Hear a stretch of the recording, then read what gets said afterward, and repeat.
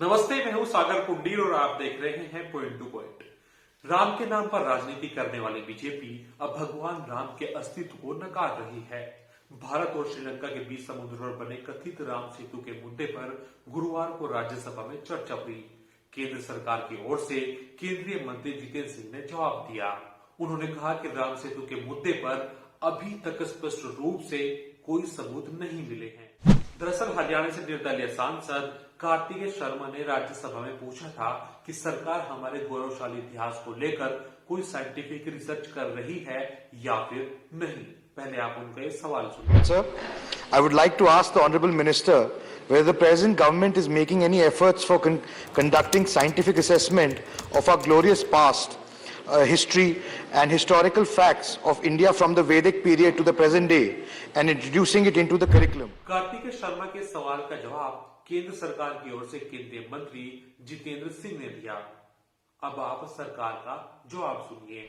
Question that was asked by him today concerning Ram Setu, though we have certain limitations in discovering that because the history dates back to about more than 18,000 years, and that bridge, if we go by the history, was about 56 kilometer long.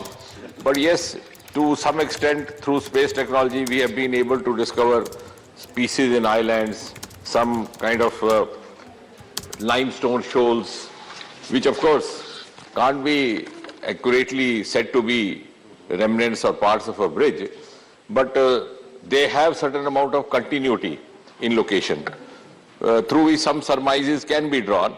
So what I'm trying to say in a single sentence is that it's difficult to actually pinpoint the exact structure that existed there, but there is some kind of an indication, direct or indirect, that structures have existed.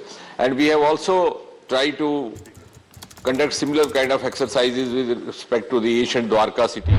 तो अब तक पूरा मामला आप अच्छे से समझ चुके हैं। अब बात को आगे बढ़ाते हैं। विवाद ये है कि बीजेपी लगातार कांग्रेस पर आरोप लगाती रही है कि वो राम सेतु के अस्तित्व को नहीं मानती। अब सरकार के जवाब से ऐसा लगता है कि राम नाम पर कई बार सरकार बनाने के बाद बीजेपी को भी इसमें कोई खास दिलचस्पी नहीं रही। यूपीए सरकार के वक्त पुरातत्व विभाग ने सुप्रीम कोर्ट में एक हल्फनामा दाखिल किया था। इसमें कहा गया था कि राम सेतु एक मानव निर्मित ढांचा नहीं है, बल्कि एक प्राकृतिक उत्पत्ति है। लेकिन राजनीतिक विरोध के बाद ये हल्फनामा वापस लेना पड़ा था।